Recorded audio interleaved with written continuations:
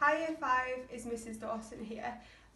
Along with your homework packs over the next few weeks, you're going to be getting some videos. So we're going to give you one English video. This week's going to be focused on vocabulary and how to read a poem. Number 2, you'll get a maths video to help you with one of the skills we're going to be teaching you. And thirdly, you'll be getting a video which is like on one of the practical activities. So this week we're going to do an experiment. So we're going to start off with English. So in your pack you'll know that you will be learning how to read a poem on one of the days. I'm going to read a section of this poem, like you're going to be doing that at home as well. So we've got some top tips for how to read your poem. Okay, so one of the things is we're going to be learning the tricky words. So obviously sometimes there'll be words that you come across in a poem which you won't understand. So we'll come back to this later, and I'm going to show you some of the vocabulary that is in the poem that you might not know already. And there's a list in your homework pack which it tells you some more words which you're going to investigate. You're going to look through a dictionary or go online and look at what these words mean along with the words that I'm going to show you in a minute. But first of all, I'm going to read a bit of the poem for you. Okay, so things to look out for, or things to do, top tips, should we say, on how to read a poem successfully. So first top tip is look for the full stops. So when there's a full stop in the poem, you need to pause and stop. Don't just read through really quickly, because you'll just go really fast and then you won't get the right kind of atmosphere, the right tempo for the poem. The next top tip is to slow down. Just take your time, emphasise the words that you want to emphasise, and just read it in a slow manner without going too fast, or else the audience won't understand what you're saying and they won't get the full impact of the poem. Number 3 is project your voice. Make sure your audience can hear your voice. You can practice this by reading your poem to your parents, to your siblings, whoever's in your household, your grandma, your granddad, whoever's there to listen to you reading your poem. Just make sure you're speaking nice and loud, and that the people, imagine you're in your classroom. I know the children in my Indigo class, they're really good at projecting their voices, and I know that people in Cobalt and Azure will be as well. And then just practice, read it over and read it over, and that's the best way of getting better at reading a poem, just practicing on those top tips that I've already told you. Okay, so I'll stick the top tips up on the board, still the board, but it'll be a door, up on the door for now, so you can remember those whilst I'm reading my section of the poem. Okay, so I'm going to read just a tiny section of the poem. The poem is called Macavity the Mystery Cat, and you'll have this in your work pack.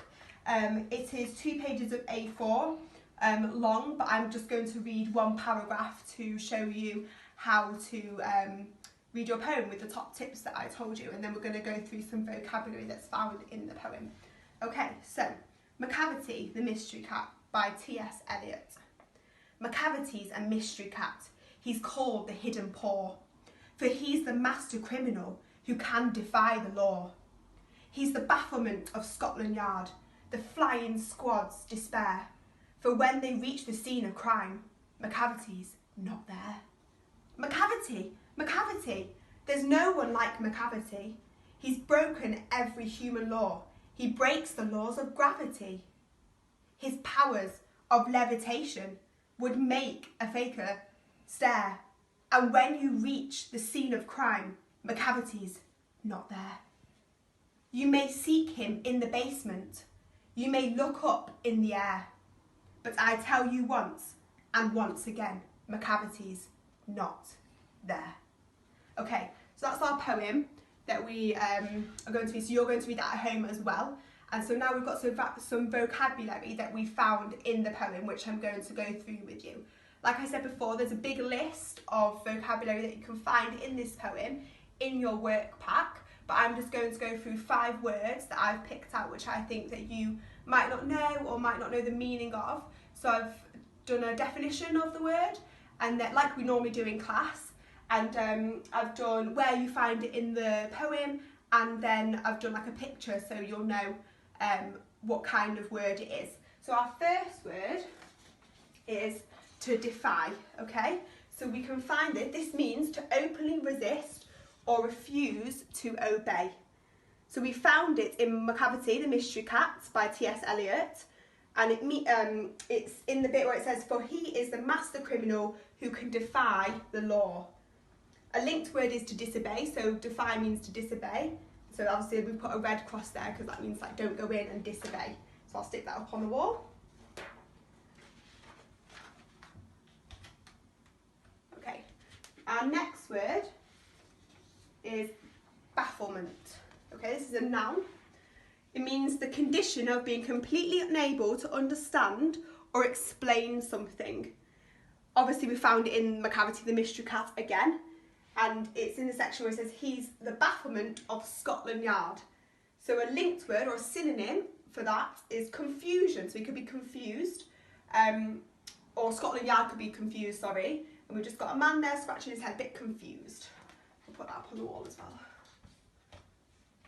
Okay, next word, we've got to despair.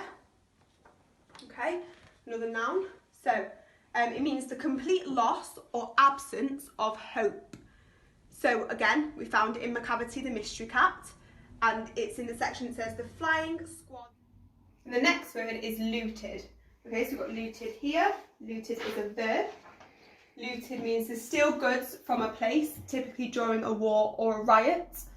It says in the text, in the poem, and when the larder is looted or the jewel case is rifled. So the larder is like a cupboard where you keep like your food or any like things in your house, and obviously someone's gone in and taken the stuff from the larder. So that's they've looted the larder.